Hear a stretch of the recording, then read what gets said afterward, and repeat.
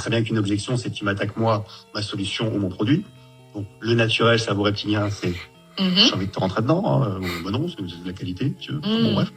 Donc, voilà, j'accueille et après, je pose une question. Combien vous aviez prévu? Vous pensez que ça valait combien? Quel était votre budget?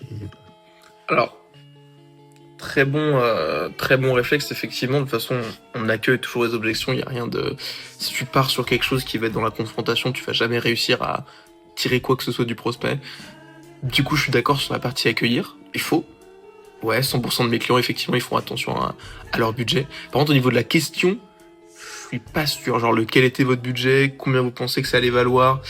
C'est intéressant pour creuser vraiment cette partie-là. Mais avant ça, c'est important, encore une fois, de réaffirmer l'engagement du prospect.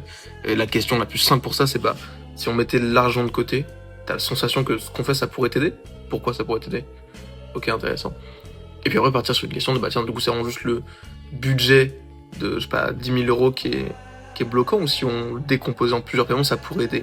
Ok, tu veux qu'on ait cette conversation? Très bien. Donc en fait, il n'y a pas deux étapes de accueillir et après poser des questions. Il y a accueillir, réaffirmer l'engagement, et puis après poser des questions, creuser, et puis aller surmonter l'objection. Parce que le problème, c'est que si tu fais pas la deuxième étape, qui est super importante, c'est juste plus dur pour tout en traitement des objections. Alors que si la personne, elle verbalise le fait que oui, ta solution est intéressante, oui, elle la veut, etc., c'est plus simple pour le reste et ça coule vraiment tout seul.